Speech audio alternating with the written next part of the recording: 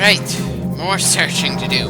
And maybe I would have a better sense of how much more searching we have to do if I bothered to keep count of how many keys for the final area we've already grabbed.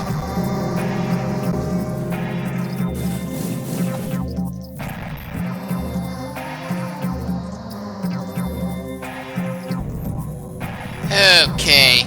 It's going to be a bit of a pain to reach a portal to drop off the keys we already have. I'm kinda hoping I'm overestimating just how much of a pain that's gonna be, but I'm sure there's still some keys to grab here, so that shouldn't be too much of an issue just yet. But maybe I'm giving the game too much credit when I feel like it's gonna give us some extra notification when we have all the keys we need for the end of the game. It's not like they've been keeping track of the final area's keys the same way it kept track of the other 9 in our map screen, and it's not like the frickin' hint system is telling us where those keys have been.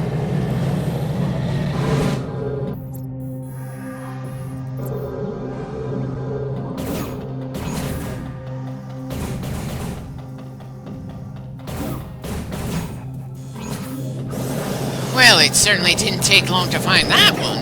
Here's hoping whatever's left is just as easy to find so we can get to the final area before this clip is done.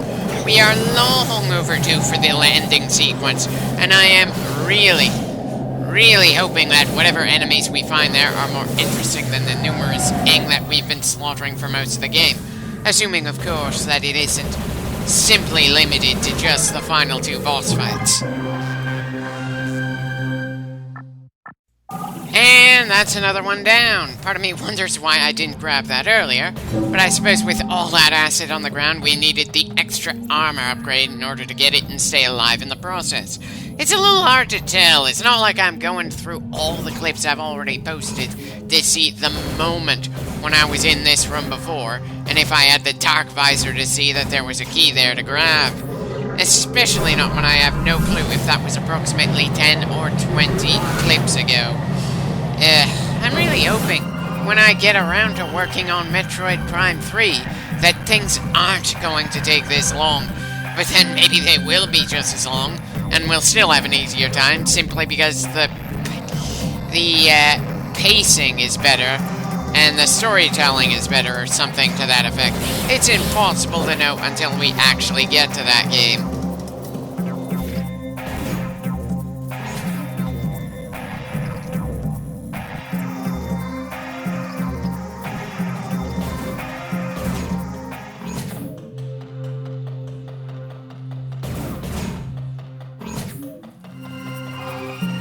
I know I said it before at the start of the game, but those underwater-style plants just jiggling around in the air like that really makes me wish they were scannable. That just does not feel like something that should be treated like any random bit of cosmetic stuff to make the barren wasteland look a little more interesting. It feels like something that should be damn well explained, because it is attention-grabbing enough to feel like it has some sort of story behind it. Was that supposed to be a sign of the world submerging?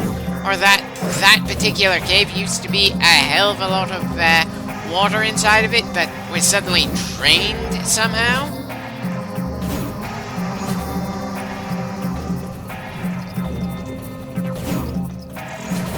Okay, apparently I changed my mind about trying to go for the door already. I'm not sure why, since it's not like I used anything in-game to make that decision.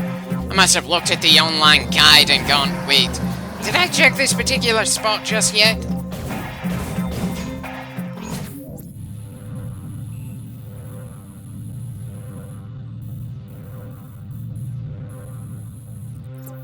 I kind of wish I had at least left some notes for what I was looking for at the time I was recording this session. I mean, sure, I'm probably looking for another key, but still, I really should have left some stuff for when I finally started working on commentary later.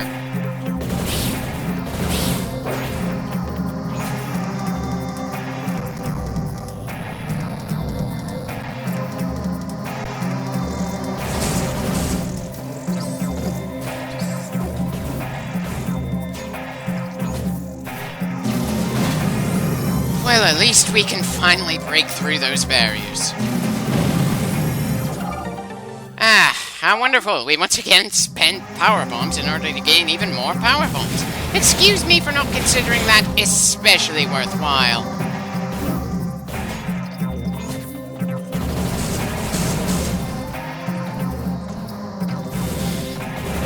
Wow, we haven't fought the bare bones basic bug since we first landed on this planet. I wish I was still that emotionally invested in what we were doing on Aether. Well, work with what you got, not what you wish you had, though I suppose that saying is usually meant for using whatever tools you physically got, not what emotions you're feeling as you're trying to finish a long project. It's not like I can think of any better saying to use at the moment, though.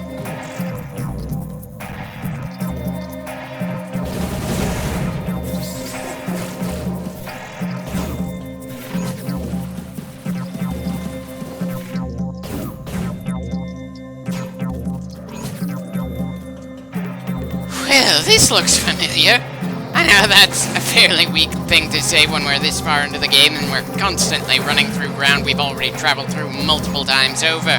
It's not like I can really talk about the clear blue skies at the moment, or the fact that I probably should try to send out the distress signal again, for whatever good that'll do. Not that I remember where that distress signal exactly is.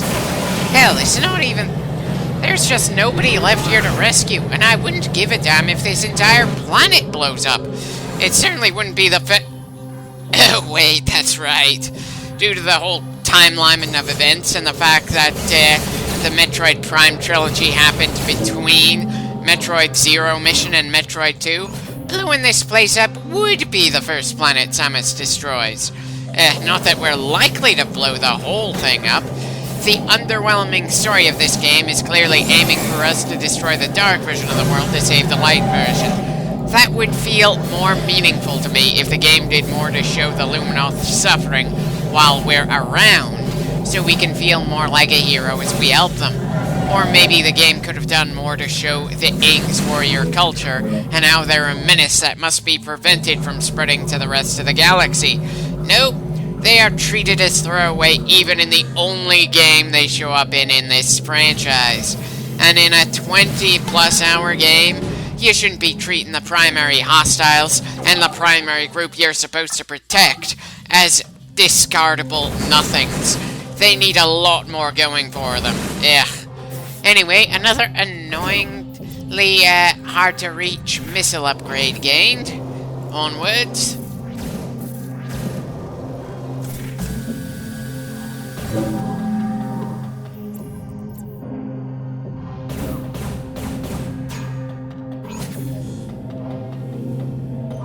And there's another key, in a room with a decent number of Ing trying to guard it. Not that they're all that much of a defense compared to everything else we've faced.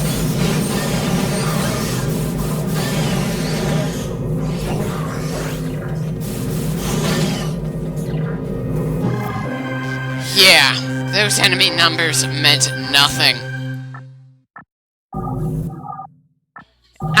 Nice to see that there was indeed a notification for when we gain all the keys for the final area. And thankfully, the door to that area isn't that far from here.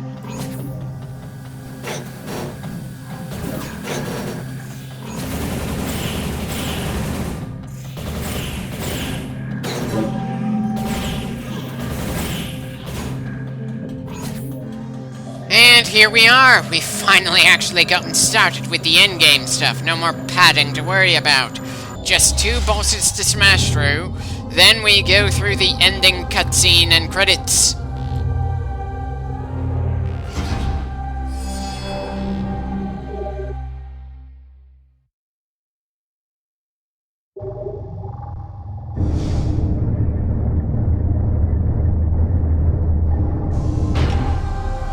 The game really did barely anything with the whole travel through light thing, but then they did introduce that ability extremely late. I think it only helped us to get one of the keys on the way here, and might have been a way to get from one already cleared temple to another, but it's not like we used it for that. Great! Now I just had the mental image of Samus passing by the Master Chief as he was chasing after the Prophet of Truth in Halo 2. Granted, it's not that strong of a connection, but to be fair, there aren't too many other instances I can think of where you see someone flying through a beam of light at the tail end of a sci-fi game.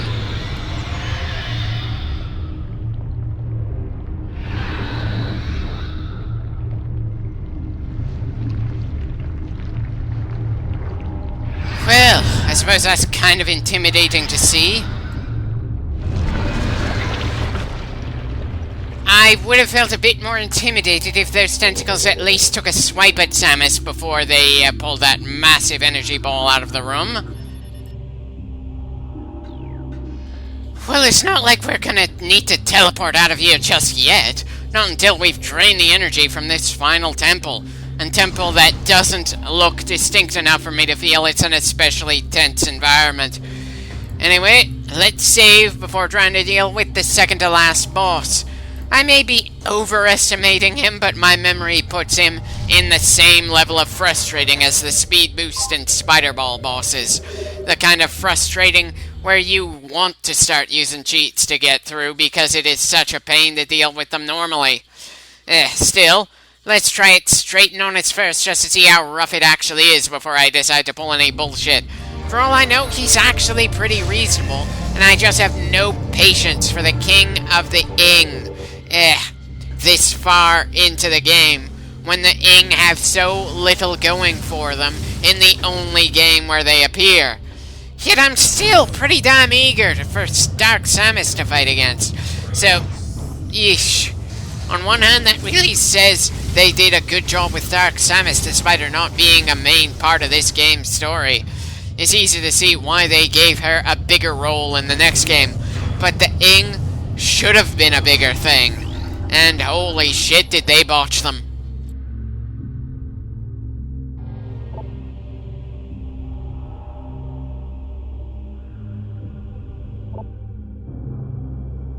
Well, of course the dark version of the world is going to become unstable when we're done with this. And excuse me for not really giving a damn outside of being pleased that we can leave Aether, both the dark and light versions, behind for good.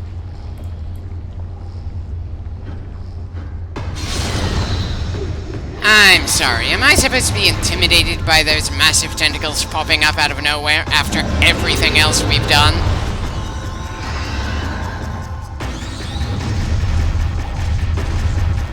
Well, this looks to be another massive boss in terms of sheer size. And as I said when we were dealing with that massive robot at the previous temple, this game was not designed with such massive enemies in mind.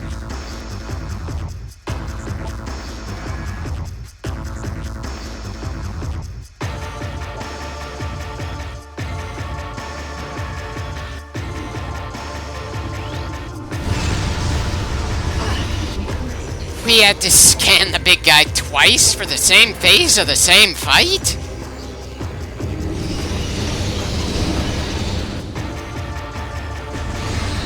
Right, shoot the tentacles to start things off.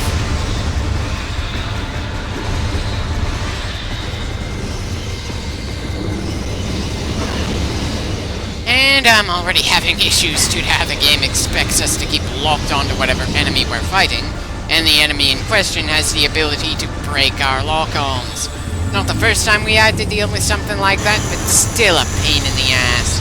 I'm sure this boss is a lot less troublesome if we used the control scheme from the Wii version of this game, and if Nintendo actually follows through and makes a Switch version of it with similar controls as the Metroid Prime 1 Switch remake.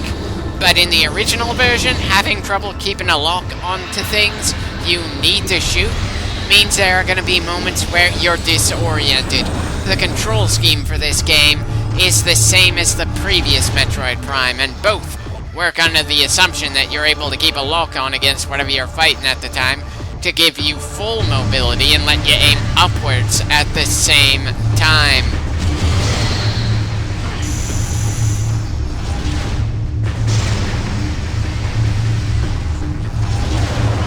I'm sorry, what the hell was that? Did he really just switch back to the tentacle phase before I managed to do any damage at all to the I-beam phase? That was obscenely little time, and considering how much shooting we've done so far, I'm more than a little annoyed that his health bar hasn't gone down even a centimeter. So, awkward design considering the limits of the control scheme, rapid shift before I could even get a feel for the I-beam phase. Yeah, definitely seeing why I consider this boss to be a pain in the ass. Still, even if I'm probably doomed to use cheats to get through this fight in a way the game designers very much didn't intend out of sheer desire to move on from this mess of an experience, here's hoping my attempted clean fight against the bastard we can actually inflict some decent damage on it. Because the big guy is certainly causing quite a bit of damage to us in return, and a decent amount of that is just very much because I'm having a hard time keeping track of the tentacles when our lock-on is broken. Now, I don't mind a boss being unforgiving when there are similar foes on the way to them, and this one just ups the intensity. But that has not been the case here. This enemy has attack patterns we've never seen before and weaknesses we've never seen before. And quite frankly, most of what we dealt with in the period between this boss and the previous one were throwaway garbage. Granted, I could be using the light beam to speed things along, so to some degree, but no matter what, you're probably going to feel completely unprepared for this boss when you show up. I honestly feel like the massive robot we dealt with in the third temple would have been better suited for this kind of second-to-last boss role, especially since we had some measure of practice runs against the smaller spider robots. Well, at least I managed to dodge that leg sweep. I'm not completely hopeless here, just very much tired and remembering why I never really got into the likes of Dark Souls and the other games of that ilk. I've tried. The setting and lore of Demon Souls, Dark Souls, and the various others draw me in pretty well, but the fact that you're supposed to get killed over and over again at every boss just wears me down to the point that I typically give in at random points when I try to play it myself, and then just watch somebody else play it.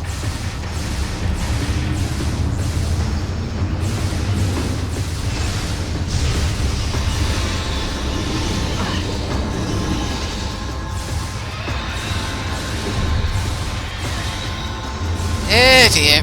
Now I'm starting to see why I wasn't using the light beam earlier.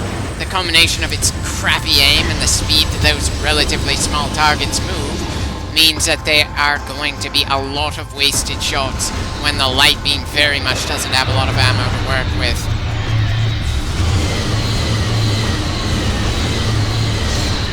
Well, at least it's good to use when the big guy's doing the whole I-beam thing, that's something. It still doesn't change the fact that I feel the light and dark beams are absolute garbage in this game, and I am very glad that Metroid Prime 3 doesn't use beams with ammo counters again.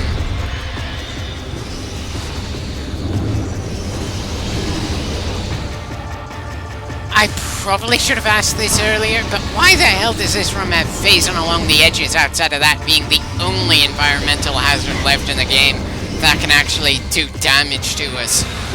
Seriously. If there was more of a narrative connection between the Ing and Phazon, then it might have made this fight feel a bit more epic. But it just kind of feels slapped on, kind of like this entire hostile force we've dealt with for most of the game feels slapped on. At best, you have the fact that the way that light aether turned to dark aether was opened up by an asteroid full of Phazon slamming into the planet, and the odd energies the Luminoth had put into those temples, for some reason, reacted extremely oddly with the cataclysmic event. But in my mind, that doesn't mean that the Ing were created by the Phazon, just that the combination of the Luminoth's bullshit and Phazon opened up an alternate dimension. Considering how important Phazon is to the first and third Metroid Prime games, it's kind of baffling that it's just there for the second and doesn't seem to do much other than provide an obstacle for us and gives Dark Samus an excuse to get stronger with every fight. It's also odd that I'm not more terrified that the Ing King here is starting to try to use portals to attack us with his tentacles. I am just goddamn tired. Why am I so excited to deal with Dark Samus after this, but the supposed main villain of the game, the leader of the Ing, which I can't even be bothered to read his actual name, even though it's simple, just feels like an annoyance that I want no part of. Is it my fault for not feeling interested in this battle against a monster that should be ticking numerous boxes for how creepy it is? Or is it the game's fault for doing so little with the ing in the story, where they're supposed to carry the narrative that I feel nothing for winning the war for? Either way, I am just not feeling it.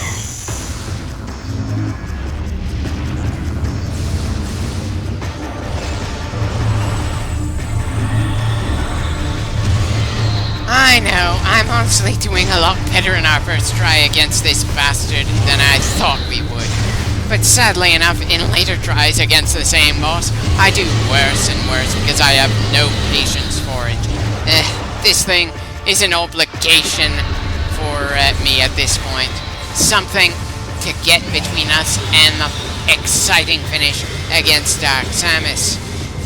And that is most definitely not the kind of attitude this game was intended to have at this point. I'm sure the attitude is my fault, and this should be rather epic. But, unfortunately, I just can't change how I feel on a whim.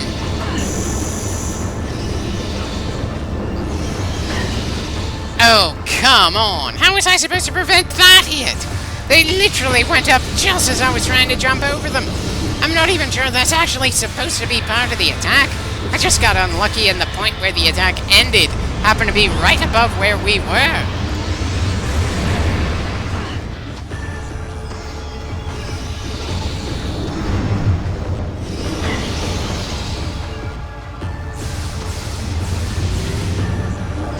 This is our last chance to cause some damage.